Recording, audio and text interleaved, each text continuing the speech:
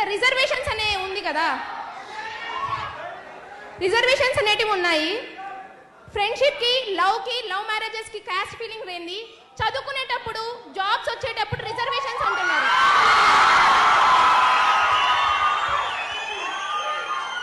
ఈ క్వశ్చన్ నేను ఒక్కటి క్వశ్చన్ చేస్తుంది, ఒకరిని మాత్రమే కాదు, ఇక్కడ ఉన్న ప్రతి స్టూడెంట్ ని నేను క్వశ్చన్ చేస్తున్నాను.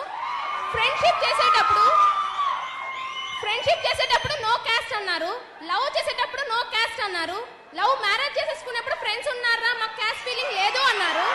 అదే ఒక ఓసీ స్టూడెంట్ ఎగ్జామ్ ఫీజు కట్టలేక, జాబ్ల కాడ అప్లికేషన్ ఫీజులు లేక బయట నిలబడిన రోజులు చాలా ఉన్నాయి సార్. ఒక ఓసీ స్టూడెంట్ కి జాబులు లేక బయట ఉంటున్నారు కేవలం రిజర్వేషన్స్ వలన. ఆ రిజర్వేషన్స్ ఎందుకు? ఇంకో క్వశ్చన్, ఇండియా ఇప్పటికే డెవలపింగ్ కంట్రీగా ఉంది, ఎందుకు? ప్రతి ఒక్క గవర్నమెంట్ సెక్టార్స్లలో రిజర్వేషన్ అనేది ఖచ్చితంగా ఉంది. ఓసీ స్టూడెంట్స్ కి 1000 రూపీస్ అప్లికేషన్ ఫీ ఉంటాయి కదా, అదర్ క్యాస్ట్ వాళ్ళకి 250-300 రూపీస్ ఉంది. ఏ ఓసీల పేదవాళ్ళు లేరా? మేము ఉండి బ్యాక్వర్డ్ ఎకనామీ,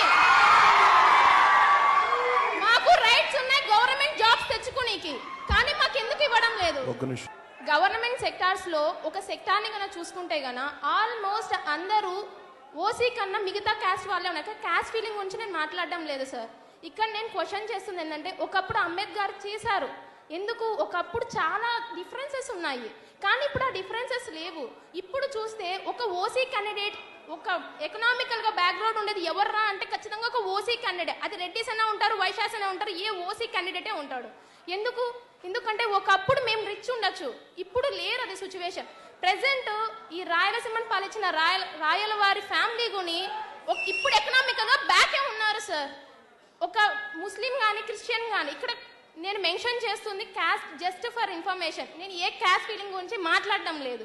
కానీ ఇప్పుడు ప్రతి ఒక్క స్కూల్స్ లో కానీ బుక్స్ అనేది ప్రొవైడ్ చేస్తున్నారు. అట్లీస్ట్ బుక్కులు కడగని రిజర్వేషన్ ఏంటి సార్? చదువు అనేది ప్రతి ఒక్కరికి ఈక్వలే కదా. అట్లాంటప్పుడు ఇక్కడ ఎందుకు రిజర్వేషన్స్ నాకు అర్థం కావట్లేదు. ఒక గవర్నమెంట్ సెక్టార్ లో తీసుకుంటే గనా, ఒక గవర్నమెంట్ సెక్టార్ లో జస్ట్ ఫర్ ఒక పై అథారిటీ పీపుల్ చూసుకుంటే మోస్ట్లీ చాలా మంది బ్యాక్వర్డ్ క్యాస్ట్ వాళ్ళే ఉంటారు. ఎందుకు మీకే వస్తున్నాయి జాబ్స్ అంటే వీఆర్ ఫ్రమ్ రిజర్వేషన్.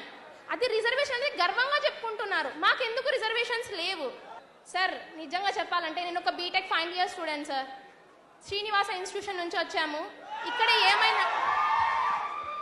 ఇక్కడ ఏంటంటే మొన్న రీసెంట్ గా మేము గేట్ ఎగ్జామ్ కి అప్లికేషన్ కట్టాము.